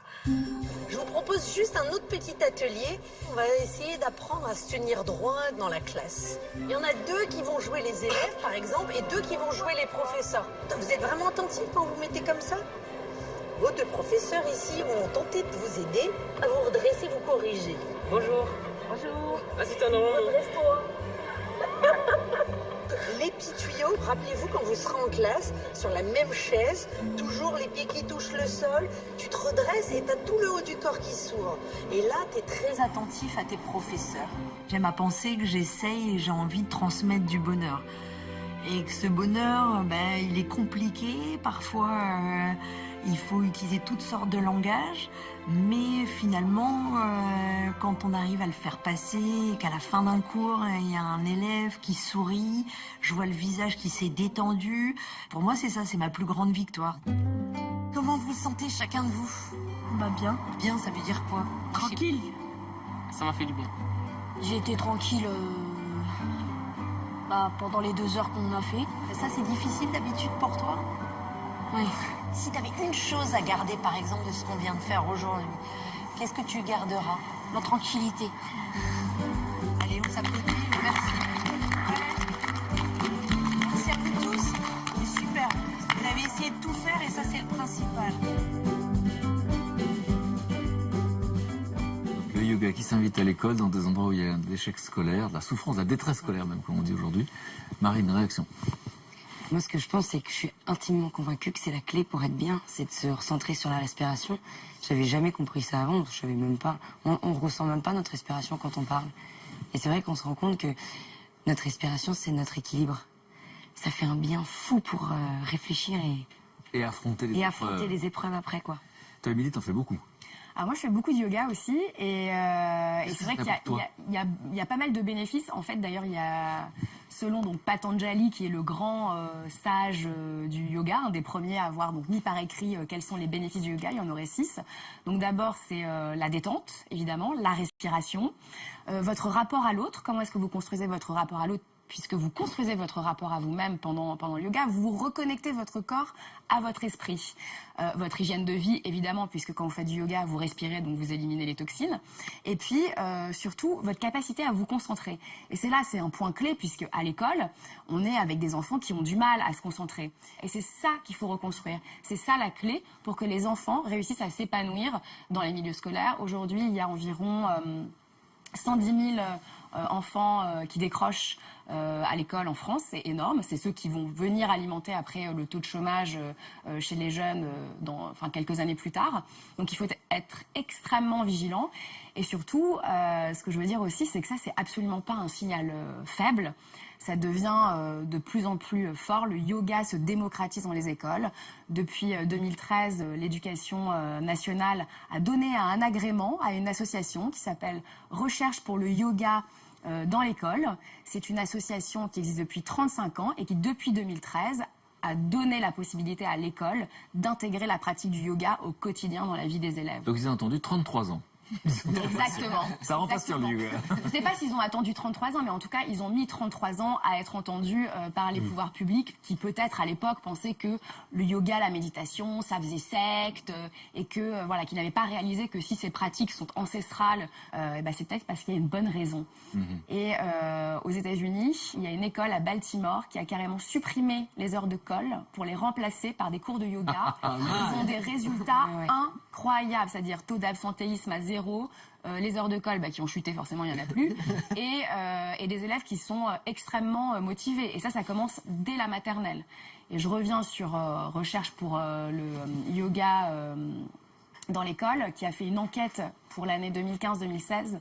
Il y aurait 36 000 élèves qui aujourd'hui seraient sensibilisés à la pratique du yoga en France. Et le yoga aujourd'hui en France est pratiqué par 2 millions de personnes, c'est une estimation, mais 2 millions de personnes, ça correspond au nombre de licenciés à la Fédération de football. Donc je vous laisse en tirer les conclusions. Ça ne fait que commencer. Exactement. Moi, j'avoue que j'ai découvert le yoga il n'y a pas si longtemps. J'ai détesté au début parce que j'y arrivais pas. Donc j'étais en situation d'échec. Et la prof touchait ses pieds, moi je touchais mes genoux. Mais là aussi j'ai changé mon regard. J'ai compris la pauvre prof qui était obligée de toucher ses pieds pour être détendue. Alors que moi je suis détendu dès que je touche mes genoux. Non, pour de vrai, j'ai compris qu'en fait c'était le seul moment où on n'attend rien de nous. Il n'y a pas de performance, il n'y a rien à faire. Exactement. Rien à faire. Et effectivement, rien que ça déjà ça détend. Et donc n'hésitez pas, si vous avez des amis qui ont des initiatives formidables qui changent le monde, vous inscrivez. Et d'ailleurs, je ne sais pas si tu te souviens, il y a quelques mois, on avait présenté l'initiative des bureaux sauvages. Eh bien, les bureaux sauvages vont travailler avec le yoga nomade. Et ça, c'est la magie mille et une vie aussi. Ça, c'est cool. C'est cool. Tenez-nous au courant. Alors, mon camarade Luc, tu es venu, t'as fait ton malin. Eh ben, j'ai fait pas malin, mais non. Là, tu vas voir, c'est toi qui vas faire ton malin. Donc déjà, faut savoir qu'il m'énerve. Il sait cuisiner, il sait jouer de la guitare, tu vas me dire que tu sais tricoter. Mais voilà. Là, je suis sur un rang de maille à l'envers. C'est-à-dire qu'il fait ça, regardez. Et le truc, c'est ça. Moi, on m'a expliqué que les gens qui font du marathon, ils peuvent répondre à une interview tout en courant, c'est qu'ils ont le bon rythme cardiaque. Et ben là, c'est pareil avec le tricot. Donc, si j'arrive à parler et à tricoter. Bon, pourquoi des grosses aiguilles? Parce que sinon, parce que on je peut pas suis les voir. nul. Parce que je suis débutant. Mais je suis débutant. C'est le tricot pour les nuls. Voilà. Hier, je savais pas le faire. Par exemple, la petite écharpe que tu es en train de faire, c'est toi qui l'as faite. Non, c'est pas une écharpe, ça va être un bonnet pour toi, pour l'hiver. Okay. Et ça va être, parce qu'en fait, après, ça va se relier par l'arrière, tu vois. Mais est-ce qu'il va être prêt avant la fin de l'hiver? Ah, il va être la semaine prochaine maximum, mais voilà. Mais normalement, voilà. Alors non, on parle vraiment de yoga, de trichothérapie. Vraiment, les médecins les plus sérieux se penchent là-dessus. Et effectivement, on s'est rendu compte que ça faisait fonctionner au niveau du cerveau les mêmes zones du cerveau que la méditation ou le yoga. Des médecins très sérieux se sont penchés, surtout aux États-Unis, sur le tricot. Et depuis déjà plus de 15 ans, on s'est rendu compte que ça stimule des parties du cerveau qui nous font du bien en cas de dépression. On s'est rendu compte qu'il y a l'université de médecine de Chicago qui s'est rendu compte que ça faisait partie des 10 meilleurs moyens d'arrêter de fumer. Ah ouais? Oui, parce qu'on concentre son attention là-dessus. Ah non, je savais pas. C'est vrai, ça occupe les mains. Ça, c'est pas moi qui le dis, c'est des médecins, d'accord. Pour aussi des personnes qui se retrouvent dans des situations de douleur chronique, d'accord. Alors ça m'étonne pas, parce que j'ai appris que la méditation, effectivement, et Christophe André qui travaille à Sainte-Anne, travaille avec des gens qui souffrent de douleurs chroniques qu'aucun médicament ne peut soulager. Et donc, en fait, avec la méditation, on apprend à porter son attention sur autre chose que la douleur. Donc, ce que tu es en train de dire, c'est ça, c'est qu'on peut porter son attention sur autre chose que la douleur. Voilà, exactement. En fait, comment ça se passe chimiquement dans le cerveau? En fait, ça fait baisser l'hormone du stress qui s'appelle le cortisol, en fait, par cette concentration sur le tricot, et ça dope la dopamine et la sérotonine, et qui sont les molécules du bien-être, en fait. Est-ce qu'elle est gentille, qu'elle veut pas vous contredire, ou est-ce que vous pensez que c'est une bêtise? Ça peut être possible. Ouais. Tout est possible après tout. Ouais. En tout cas, moi je m'y suis mis hier, ça m'a vraiment éclaté. T'auras ton bonnet pour l'hiver, ça c'est sûr. Et surtout, c'est que Est-ce que tu te sens plus heureux, t'as moins mal, t'es moins fatigué? Ça soigne pas le rhume en tout cas. Et non, mais je suis surtout tombé sur ce bouquin, très bien pour les nuls comme moi en fait, parce qu'on fait tout un tas de réalisations avec des grosses aiguilles comme ça, et c'est beaucoup plus facile. Et alors au début, on vous apprend à faire les mailles. Alors moi, je suis là sur le point de Jersey. D'accord. Une maille à l'endroit, une maille à l'envers. Après, il y a le point de riz, le point de croix. Enfin, je suis devenu super pro. Mais on fait des trucs chouettes. On peut faire des vrais pulls. Oh bah attends. Avant d'arriver là, J'ai hâte de voir ce petit pull. Je peux te le commander ou pas? Pour moi, c'est pour des filles. Non, mais si tu peux le faire, dans combien de temps, à ton avis, tu peux faire un pull comme ça? En 10 heures. En 10 heures, c'est fait. On vous donne le niveau, là. C'est un niveau facile, ils disent. Et toi, donc, je te montre, parce que c'est ça que tu vas avoir. C'est ce magnifique. Oh là là. Bon, là, il est vert. D'accord. Et toi, tu l'auras dans cette. Magnifique, je suis impatient. 100% mérinos, hein, c'est de la bio, hein. C'est pas de la. Non, mais c'est drôle parce que j'aime bien moi ces grosses mailles en fait. Ah. Donc ils ont mis des grosses. Est-ce qu'on peut apprendre en 3 secondes ou ça va être long si on apprend tout de suite là? Une maille à l'endroit, une maille à l'envers? Alors moi non. Mais vous êtes la reine des nouvelles expériences. Ah bah ça je sais pas. Mais Voilà. parce qu'il m'a dit que je suis un peu. Est-ce que je suis bon pédagogue? C'est une autre question. Bon, alors. Vas-y. Là, à pif. Voilà, tac. Viens. Bon, là, on est sur les mailles à l'envers. Si tu me fais les mailles à l'endroit, tu me fous le maille à Alors je l'envers. vais faire les mailles à l'envers. Alors vas-y. D'accord. Alors là. Je fais comme ça, Ouais, il faut que je me mette alors, on m'a dit qu'il fallait que je Ah me oui, mette et là je vais mettre le petit tour du tricot autour. Ouais. Tac. Ah non. Tac. Mais la maille à l'envers, c'est pas la plus facile. Parce que je suis hyper bon, mais. Tac, pif. Bon, ton bonnet, il aura des trous, mais. Si le truc fait pas, Marine, c'est un souvenir. Mais comme ça. Là, tu passes comme ça. Tac. Par-dessus, là. Ok. Tac. Et paf. Et tu fais glisser, tu vois. D'accord. Non, je pense qu'on je vais te laisser finir le bonnet. Oui, de toute façon, si on se trompe, on peut refaire. Oui, il faut tout défaire alors. Par contre, là, je sens que Marine est vachement plus heureuse. Je l'ai vu à 2 mailles. Et pas de billet en 4 secondes. Ils font des trucs super, regardez, vous avez. Ah, c'est pas mal. Un tour de cou, là. Si je le mets, je vais me décoiffer, mais bon, je le mets tac. Karl Lagerfeld. Et alors donc, non, je vais la lever. Voilà. Et non, surtout, c'est qu'en fait, des clubs de tricot, le tricot, c'est un vecteur de lien social, en fait. C'est ça dont on ne se rend pas compte. C'est qu'il y a des clubs de tricot, il y a des apéros tricot, il y a des thés tricot, il y a des cafés tricot, il y a des blocs tricot. Tout est tricot. C'est quoi? Mais alors non, justement, il y a plein de jeunes. Il y a plein de jeunes. J'en connais même. Je ne dirai pas leur nom. Mais oui, et il y a forcément dans votre ville, tout près de chez vous, des clubs, parce qu'il y a des gens qui sont seuls. Eh ben, vous allez au club tricot et vous allez vous éclater. Vraiment, moi, je suis conquis. Et le gag de l'histoire, c'est que tu m'as donné envie d'essayer, purée. Mais tiens, pardon. Non, pas tout de suite. Bon, merci les camarades. Merci beaucoup de nous faire découvrir des gens qui proposent des solutions, des choses qui peuvent changer la vie avec des toutes petites choses. Hein, juste au tricot, on apprend à porter son attention, ça j'ai bien compris. Donc, comme la méditation. Merci docteur d'être venu donner un éclairage sur effectivement cette maladie et sur finalement ce genre d'initiative, des projets hors du commun. C'est plutôt pas mal dans ce genre de situation. Donc ça, c'est ce que j'ai compris. Votre regard, c'est ça, hein? Oui. Je résume bien. Merci beaucoup. Merci Pierre. Et merci à vous. De nous avoir donné votre sensation et d'être épaté par votre fille. Je trouve ça beau comme relation d'être épaté par sa propre fille. Moi, je suis épatée par mon propre père, par ma propre mère. Oui, parce que j'ai une vraie question. C'est qu'est-ce que vous avez eu la sensation de lui transmettre? Parce qu'effectivement, sa réaction face à cette situation, c'est aussi ce que vous lui avez transmis. C'est elle qui me transmet. Voilà, je pense que c'est un échange. Et c'est ça qui est beau. C'est que voilà, la vie, on apprend. Moi, j'apprends énormément avec Marine depuis quelques mois, quoi. Moi, j'apprends énormément de mes parents depuis maintenant 22 ans. Bon, merci en tout cas pour ce sourire, cette énergie, pour le partage de cette expérience. Parce que, comme vous l'a dit votre papa, vous n'avez pas envie que ça ne serve qu'à vous. Au fond, vous avez envie de partager, de servir à d'autres. Donc, il y a une fondation, une association qui en... Oui, donc là justement, il y a des petits projets qui sont en cours. Donc il y a cette association sur laquelle je vais me focaliser plus en janvier, parce que là je suis dans le projet d'écriture d'un petit livre, et ce projet d'écriture sera en lien pour m'aider justement à lancer mon association. Et le fil conducteur de cette association, justement, ça serait qu'on travaille ensemble, donc avec les neurologues, et qu'on puisse justement, pour les prochains par exemple qui ont une maladie ou qui sont diagnostiqués, d'avoir une solution justement d'association où ils vont pouvoir développer leur propre projet et déstigmatiser la maladie en mélangeant justement le diagnostiqué et toi, par exemple. Bon, merci pour tout ça. Merci pour la confiance. Beaucoup, merci beaucoup. Merci beaucoup. Et je vais terminer par cette phrase d'un poète qui disait « Ne pas partager est une perte de temps ». Alors merci de nous en avoir fait gagner. Merci à vous. Merci. Si vous aimez les belles histoires inspirantes, demain vous serez emporté par le témoignage d'Alexandre et Sonia Poussin. Leur histoire d'amour est digne des plus belles comédies romantiques. Pendant 3 ans, ce couple a testé la force de leur amour en traversant l'Afrique à pied. Quand il m'a rencontré, il m'a dit « Tu sais, ça fait des années que je t'attends, mais de toute manière, j'avais pas peur. Je savais que je te rencontrerais. » Je peux plus parler. Je deviens rouge comme une pivoine. Pimpon, les pompiers au secours. Et elle, me voyant piquer un gros phare, elle pique un phare aussi. Moi, j'avais pas de rêve, finalement, très peu. Et à son contact, je me suis rendu compte que les rêves, ils pouvaient se réaliser.